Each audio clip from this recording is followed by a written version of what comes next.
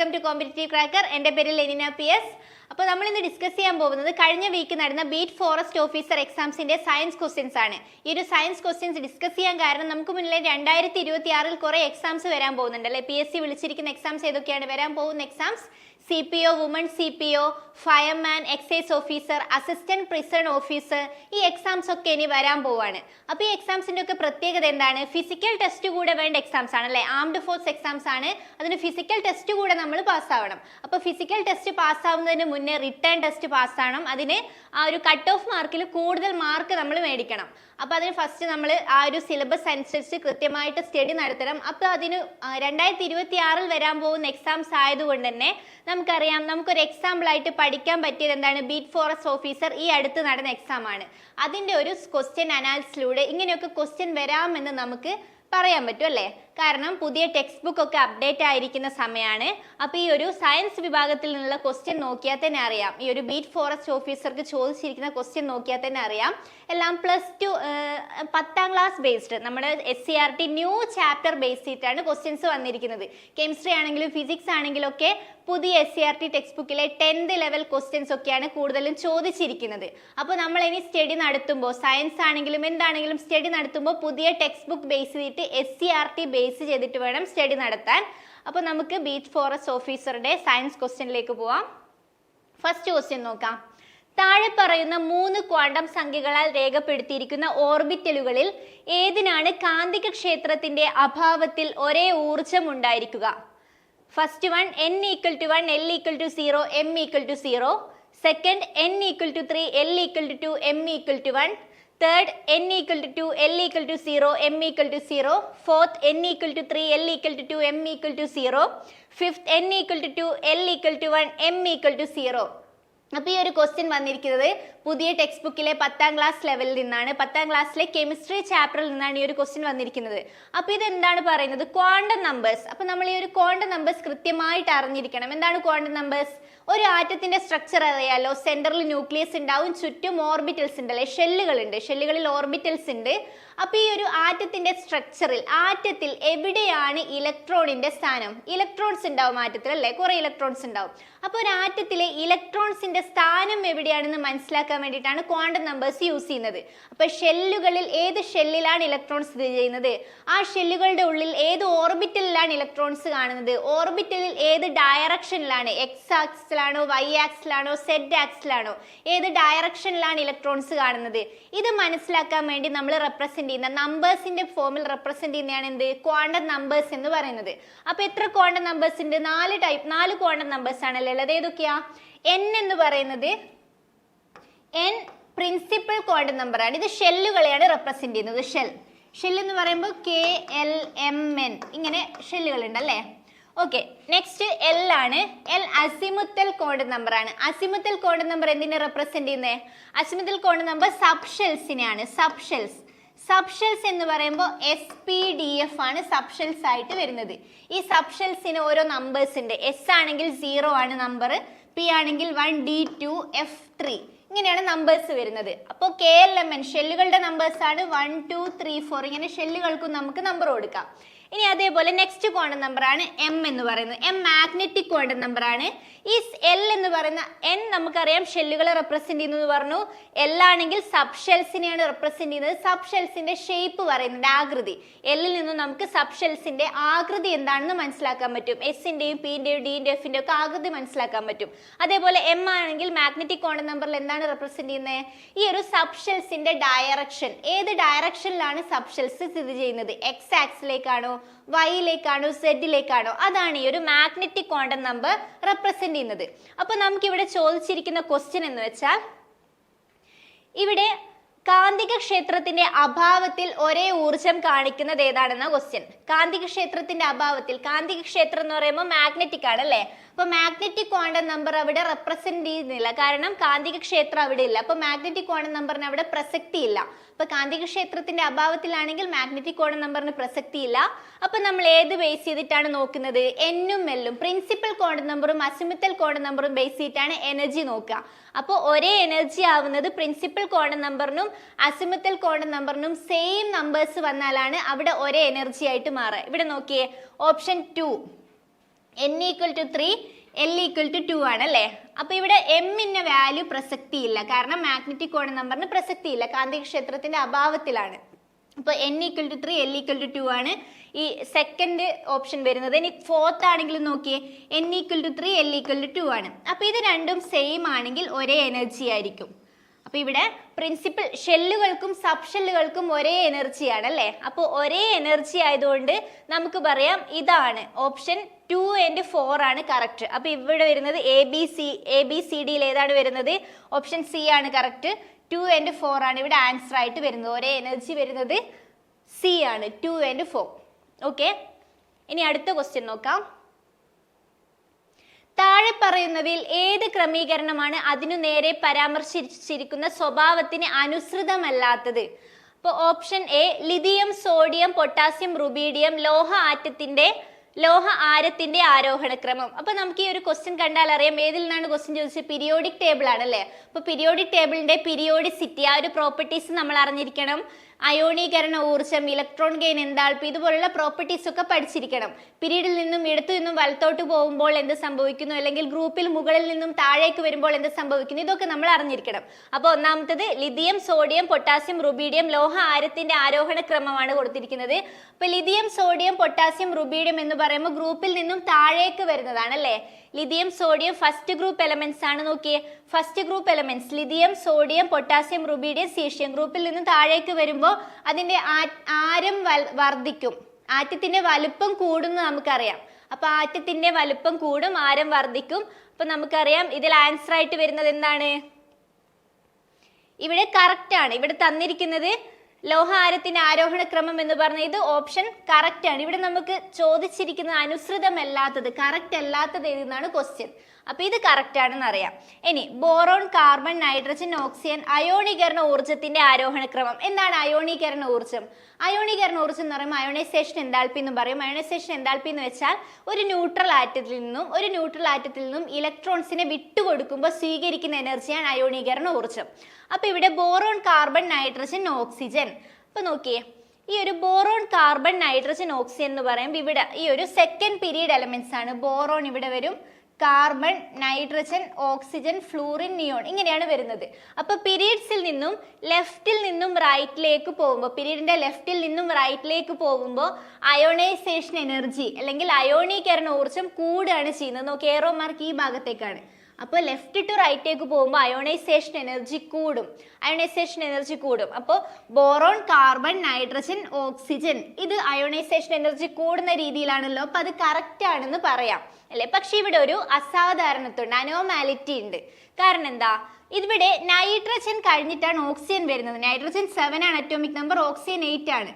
പക്ഷേ ഓക്സിജന്റെ ionisation energy എന്ന് പറയുന്നത് നൈട്രജനേക്കാളും കുറവാണ്. ഓക്സിജന്റെ അയോണൈസേഷൻ എനർജി നൈട്രജനേക്കാളും കുറവാണ്. കാരണം എന്താണ്?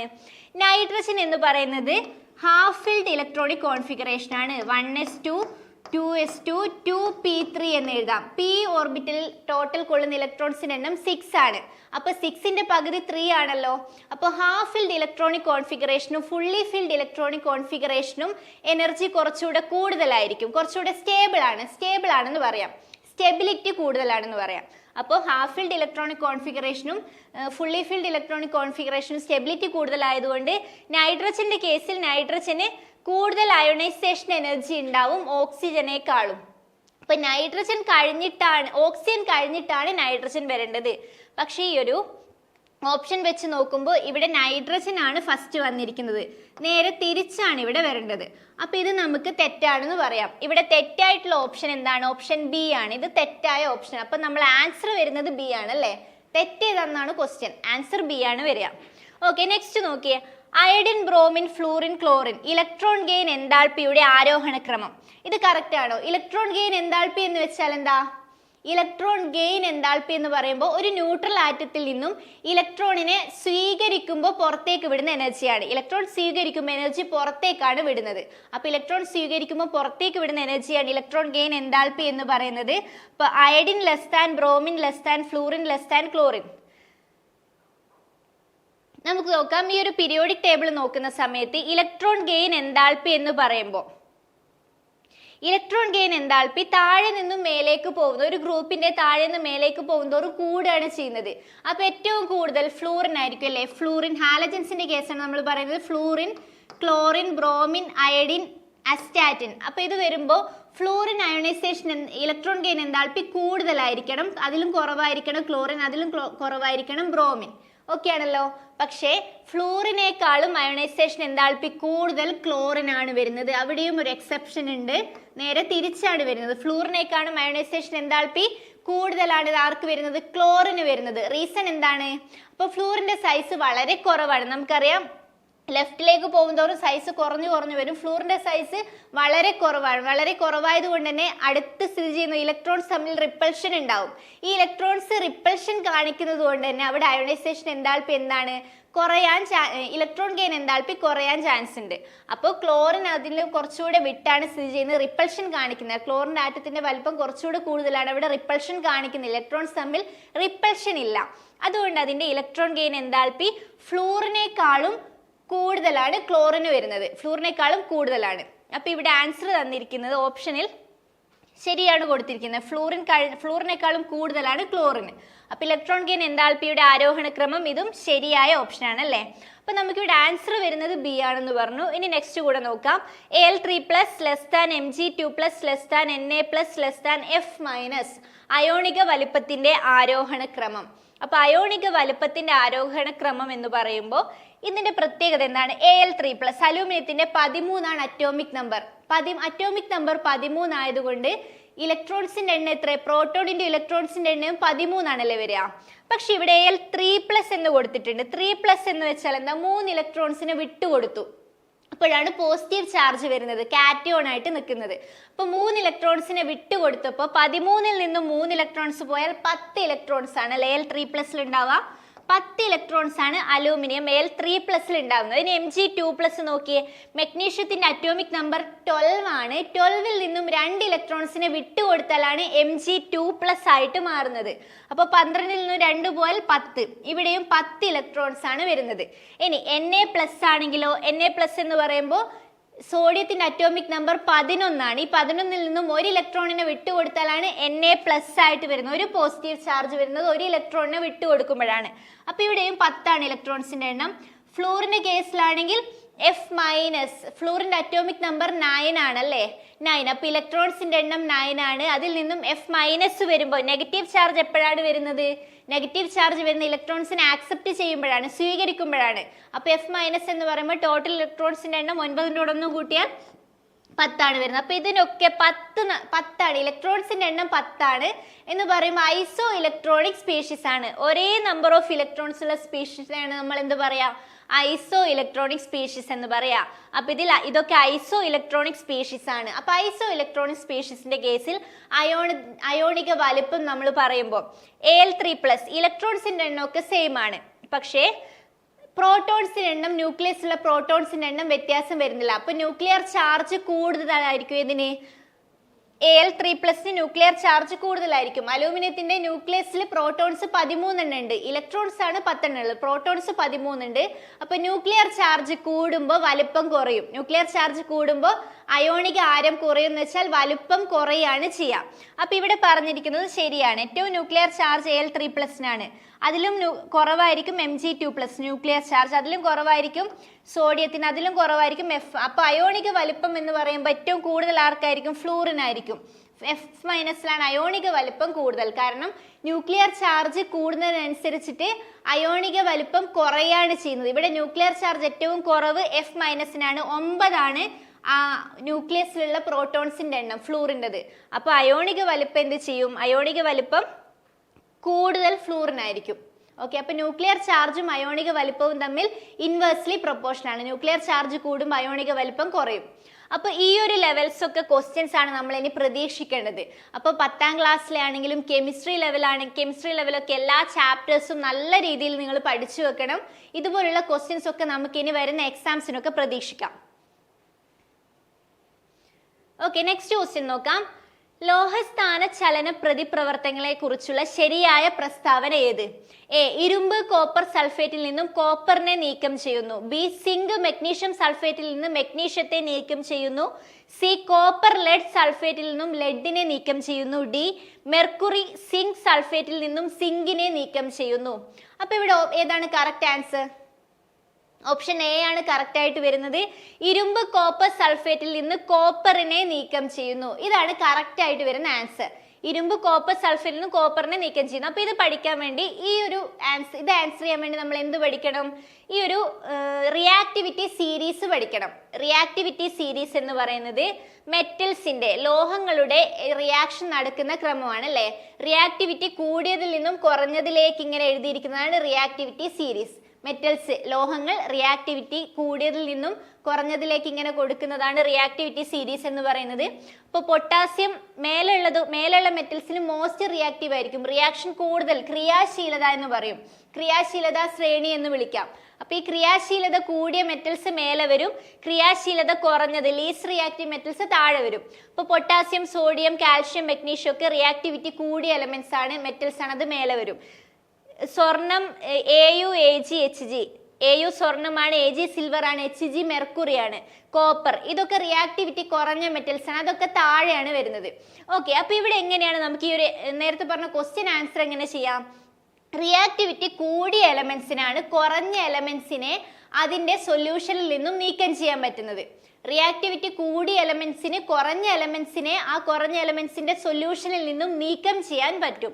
അപ്പൊ ഇവിടെ നോക്കിയേ, ഇരുമ്പ് കോപ്പർ സൾഫേറ്റിൽ നിന്നും കോപ്പറിനെ നീക്കം ചെയ്യുന്നു. അപ്പൊ ഇവിടെ ഇരുമ്പ് ഇതാണ് അയൺ, Fe. ഈ അയൺ കോപ്പർ സൾഫേറ്റിൽ നിന്നും കോപ്പറിനെ നീക്കം ചെയ്യുന്നു. അപ്പൊ ഇരുമ്പാണ് കോപ്പറിനെ നീക്കം ചെയ്യുന്നത്, കോപ്പർ സൾഫേറ്റ് സൊല്യൂഷനിൽ നിന്നും കോപ്പറിനെ നീക്കം ചെയ്യുന്നത്. അപ്പൊ റിയാക്ടിവിറ്റി കൂടുതൽ ഇരുമ്പിനാണ്, അത് കോപ്പർ സൾഫേറ്റിൽ നിന്നും. റിയാക്ടിവിറ്റി കുറഞ്ഞ മെറ്റലിനെ അതിന്റെ സൊല്യൂഷനിൽ നിന്നും നീക്കം ചെയ്യുന്നു. അപ്പൊ കോപ്പർ സൾഫേറ്റിനെ കോപ്പറിൽ നിന്നും നീക്കം ചെയ്യുന്നത് ഇവിടെ കറക്റ്റ് ആൻസർ ആയിട്ട് വരും. ഇനി മറ്റൊരു ഓപ്ഷനും കൂടെ നമുക്ക് നോക്കാം. സിങ്ക് മെഗ്നീഷ്യം സൾഫേറ്റിൽ നിന്നും മെഗ്നീഷ്യത്തെ നീക്കം ചെയ്യുന്നു. അപ്പൊ ഇവിടെ നോക്കിയേ, സിങ്ക് ഇതാണ് സിങ്ക്. ഇനി മെഗ്നീഷ്യം മേലെയാണ്. അപ്പൊ സിങ്ക് മെഗ്നീഷ്യത്തെ നീക്കം ചെയ്യോ? ഇല്ല.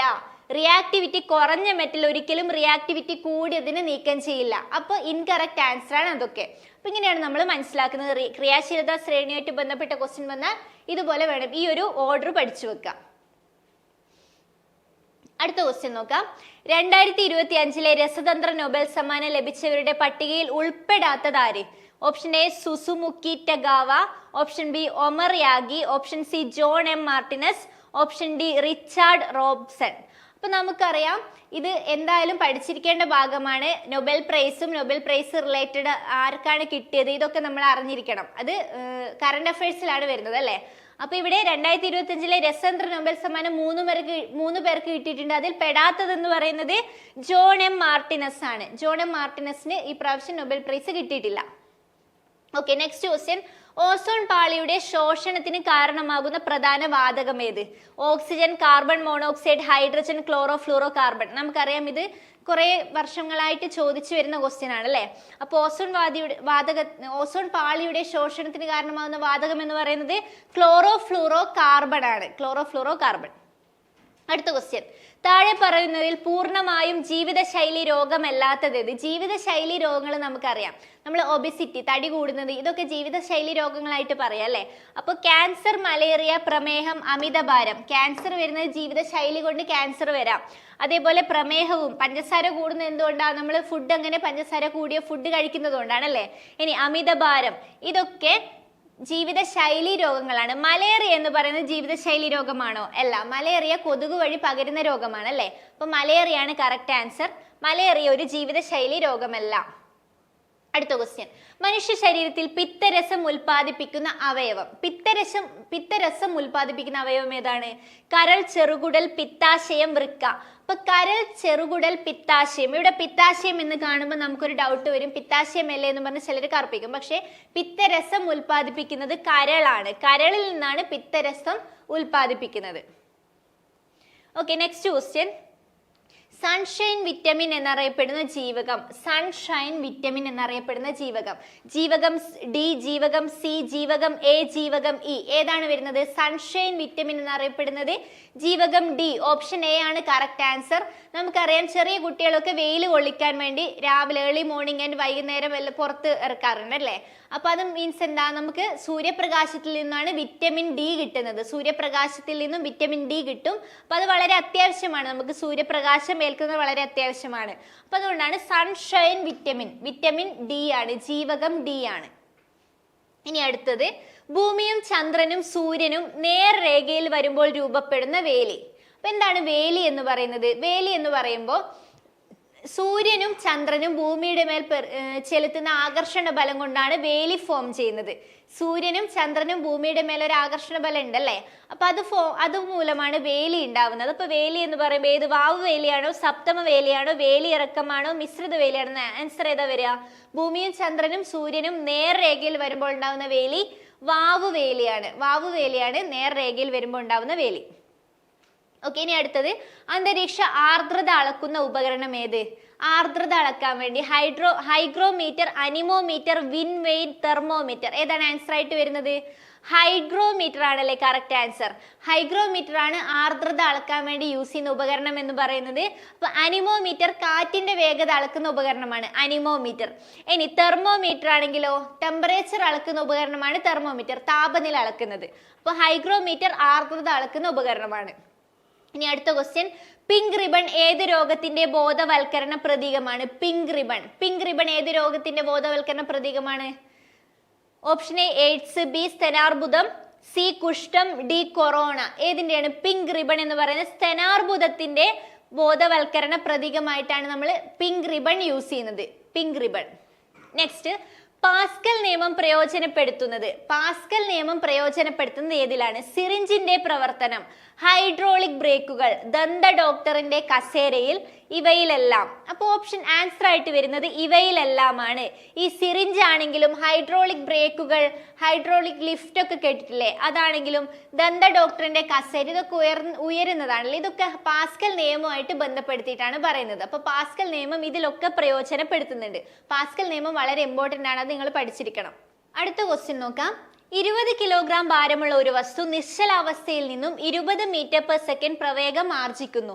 ഈ വസ്തുവിൽ ചെയ്ത പ്രവൃത്തി എന്താണെന്നാണ് ക്വസ്റ്റ്യൻ. അപ്പൊ നമുക്കിവിടെ മാത്തമെറ്റിക്കലി കണ്ടുപിടിക്കേണ്ട ഒരു ക്വസ്റ്റ്യൻ ആണ്. അപ്പൊ 20 കിലോഗ്രാം ഭാരമുള്ള ഒരു വസ്തു അപ്പൊ മാസ് തന്നിട്ടുണ്ട്, 20 കിലോഗ്രാം മാസ് തന്നിട്ടുണ്ട്, അതേപോലെ 20 മീറ്റർ പെർ സെക്കൻഡ് പ്രവേഗവും തന്നിട്ടുണ്ട്. അപ്പൊ ഇതിൽ നിന്ന് നമുക്ക് എങ്ങനെ കണ്ടുപിടിക്കാം? പ്രവൃത്തിയാണ് കണ്ടുപിടിക്കുക. അപ്പൊ പ്രവൃത്തി അല്ലെങ്കിൽ work equal to work energy സിദ്ധാന്ത പ്രകാരം, വർക്ക് എനർജി സിദ്ധാന്ത പ്രകാരം ചെയ്ത പ്രവൃത്തി ഈക്വൽ ടു ഊർജത്തിൽ ഉണ്ടാവുന്ന മാറ്റമാണ്, ഊർജ മാറ്റമാണ്. ചെയ്ത പ്രവൃത്തി ഈക്വൽ ടു ഊർജമാറ്റം. അപ്പൊ ഊർജമാറ്റം എന്ന് പറയുമ്പോൾ half mv square minus half mu square ആണ് ഇക്വേഷൻ ആയിട്ട് വരുന്നത്. ഇവിടെ ആദ്യ ഊർജം, നിശ്ചലാവസ്ഥയിലുള്ള ഊർജം എന്ന് പറയുന്നത് 0 ആണ് അല്ലെ? വസ്തു ഇവിടെ നിശ്ചലാവസ്ഥയിൽ നിന്നുമാണ് സഞ്ചരിക്കുന്നത്. അപ്പൊ നിശ്ചലാവസ്ഥയിൽ നിന്നും അപ്പോൾ ആദ്യ ഊർജം എന്ന് പറയുന്നത് 0 ആണ്. അപ്പൊ ഹാഫ് mu സ്ക്വയർ എന്ന് പറയുന്നത് 0 ആയിട്ട് പോകും. അപ്പൊ നമുക്ക് എന്ത് കിട്ടും? Work equal to half mv square ആണ് ആൻസർ ആയിട്ട് വരുന്നത്. ഹാഫ് mv സ്ക്വയർ എന്ന് പറയുമ്പോൾ ഹാഫ് ഇൻറ്റു m എന്ന് പറയുന്നത് 20 കിലോഗ്രാം ആണ്, പ്രവേഗവും 20 ആണ്. ഹാഫ് ഇൻറ്റു 20 ഇൻറ്റു 20 സ്ക്വയർ ആണ് ആൻസർ ആയിട്ട് വരിക. അപ്പൊ ഇത് ചെയ്ത് വരുമ്പോൾ എന്ത് കിട്ടും? 4000 ജൂള് കിട്ടും. 4000 ജൂളാണ് ആൻസർ ആയിട്ട് വരുന്നത്. അപ്പോൾ ഓപ്ഷൻ എ ആണ് correct answer, option A. Okay, അപ്പൊ നമ്മൾ ഡിസ്കസ് ചെയ്തത് ബീറ്റ് ഫോറസ്റ്റ് ഓഫീസർ എക്സാമിന്റെ സയൻസ് ക്വസ്റ്റ്യൻസ് ആണ് അല്ലേ? അപ്പൊ ഈ ഒരു സയൻസ് ക്വസ്റ്റ്യൻസ് കണ്ടാൽ തന്നെ നമുക്ക് മനസ്സിലായിട്ടുണ്ടാവും എന്താണ്, അത്രയും SCERT ന്യൂ ചാപ്റ്റേഴ്സിനെ ബേസ് ചെയ്തിട്ടാണ് ക്വസ്റ്റ്യൻ ചോദിച്ചിരിക്കുന്നത്. 10ാം ക്ലാസ് ലെവലിൽ നിന്നും കുറെ ക്വസ്റ്റ്യൻസ് വന്നിട്ടുണ്ട്. അപ്പൊ നിങ്ങൾ ഇനി പഠനം നടത്തുമ്പോൾ സയൻസിലെ ഭാഗങ്ങൾ ഇത്രയും ഡീറ്റെയിൽ ആയിട്ട് പഠിച്ചു പോവേണ്ടതായിട്ടുണ്ട്. നമുക്ക് മുന്നിൽ വന്നിരിക്കുന്ന ഒരു എക്സാം ആണ്, ഇപ്പൊ കഴിഞ്ഞിരിക്കുന്ന ഒരു എക്സാം വെച്ചിട്ട് ഇനി അടുത്തത് വരാനായിട്ട് പോകുന്ന എക്സാംസിന് നമുക്ക് ഇങ്ങനെയൊക്കെ ക്വസ്റ്റ്യൻ വരാമെന്ന് പ്രതീക്ഷിക്കാം. അപ്പൊ ഈ ഒരു ലെവൽ ക്വസ്റ്റ്യൻസ് തന്നെ നമുക്ക് പ്രതീക്ഷിക്കാം. അപ്പോൾ നമുക്ക് നമുക്കറിയാം ഇനി മുന്നിൽ വരാനിരിക്കുന്ന എക്സാംസ് വുമൺ CPO, മറ്റു ചില ആംഡ് ഫോഴ്സ് എക്സാംസ് ഉണ്ട് അല്ലേ, assistant prison office, excise office, അങ്ങനെയുള്ള എക്സാംസിനൊക്കെ നമ്മൾ എന്ത് ചെയ്യണം, കൃത്യമായ സ്റ്റഡി പ്ലാനോട് കൂടി പഠിക്കണം. ഇവിടെ CCയിൽ നിങ്ങൾക്ക് ബാച്ചസ് അവൈലബിൾ ആണ്. അപ്പോൾ ഈ ഒരു എക്സാംസിനൊക്കെ പ്രിപ്പയർ ചെയ്യാൻ ആഗ്രഹിക്കുന്നവരാണെങ്കിൽ ഇവിടെ കൊടുത്തിരിക്കുന്ന നമ്പറിലേക്ക് കോൺടാക്ട് ചെയ്യാവുന്നതാണ്, മേലെ കൊടുത്തിരിക്കുന്ന നമ്പറിലേക്ക് കോൺടാക്ട് ചെയ്യാം. അപ്പോൾ ഇവിടുത്തെ ബാച്ചിന്റെ പ്രത്യേകത എന്ന് വെച്ചാൽ ന്യൂ ബാച്ച് സ്റ്റാർട്ട് ചെയ്തുകൊണ്ടിരിക്കുകയാണ്. അപ്പോൾ ഈ ഒരു ബാച്ചിന്റെ പ്രത്യേകത എന്ന് വെച്ചാൽ ഡെയിലി ഗ്രൂപ്പ് ആക്ടിവിറ്റീസ് ഉണ്ടാവും, സ്പെഷ്യൽ ടോപ്പിക് ബേസ്ഡ് ക്ലാസ്സസ് കിട്ടും, വീക്ക്ലി എക്സാംസ് ഉണ്ടായിരിക്കും, എക്സ്ട്രാ ലൈവ് ക്ലാസ്സസ് ഉണ്ടായിരിക്കും, സ്പെഷ്യൽ മെന്റർഷിപ്പ് പ്രോഗ്രാംസ് ഉണ്ടാവും, PDF നോട്ട്സ് നിങ്ങൾക്ക് അവൈലബിൾ ആയിരിക്കും, ടൈം ടേബിൾ ബേസ്ഡ് റിവിഷൻസ് ഉണ്ടാവും, റെക്കോർഡഡ് ക്ലാസ്സസ്. അപ്പോൾ ബാച്ചിലേക്ക് ജോയിൻ ചെയ്യാൻ താല്പര്യമുള്ളവർ മുകളിൽ കാണുന്ന നമ്പറിലേക്ക് കോൺടാക്ട് ചെയ്യാം. അപ്പോൾ ഈ ഒരു വീഡിയോ ഇഷ്ടമായെങ്കിൽ വീഡിയോ ഷെയർ ചെയ്യുക, സബ്സ്ക്രൈബ് ചെയ്യുക. Okay, thank you.